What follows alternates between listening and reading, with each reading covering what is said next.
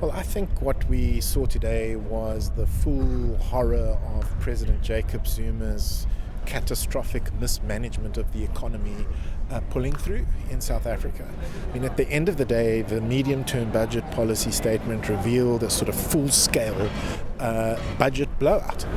What do you think of the mini budget? Are you happy with things from an economic transformation perspective? Yes, I'm happy.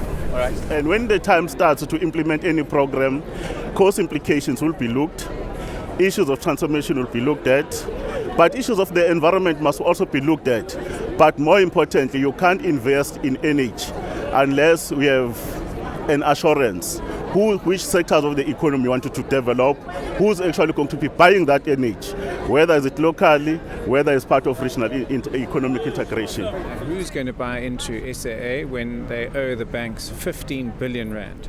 After the 10 billion rand has been paid, they still owe the banks 15 billion rand. It's really not a starter. The airline really needs to be stabilized and put into a profitable position before you can really think about private equity. So therefore it lies to the board and the new executive to steady the aeroplane. Indeed, the airplane is about to crash and they may be able to pull out of the dive and save it, but we don't have high hopes of that being able to happen unless they're given free rein to run it as if it were under business rescue. In other words, no constraints, political constraints put on them. So for us, what stood out today was the 50 billion rand shortage of tax collection that is projected. And this will present significant impact on the government debt and government debt service levels.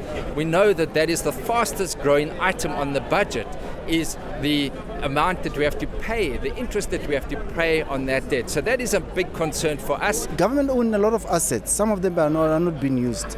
We are currently looking throughout the whole of government. We are engaging with public works. We are engaging with the Department of Rural Development in terms of assets that we have. Once we've identified all of those, then we'll make recommendations to this committee, which will make these hard decisions to sell, obviously based on the quantum of what's needed. Currently, the ceiling, as our books clearly indicates, will be breached by 3.9 billion. So we will be looking for assets that we can clear that by the 31st of March, so that we remain within the ceiling even for the current year. Because for the MTF, we have confirmed in the budget that we will not breach the ceiling, and that's the commitment that we've made. I think the issue that the Minister of Finance put was that the situation we're in is not a pretty one. And that we've got two options. We either try to get out of it through some form of austerity, in which case we'll be cutting programs that mean very significant things to poor people, and we could also be driving our economy into a recession if we did that. The alternative is to try to work to promote high levels of more inclusive economic growth. If we can deal with that small business development, we will see tremendous growth. If we can deal with the skilling of young people, we can have tremendous impetus, because part of the problem of some of the businesses not succeeding is because people don't have the requisite skills and they give up quickly.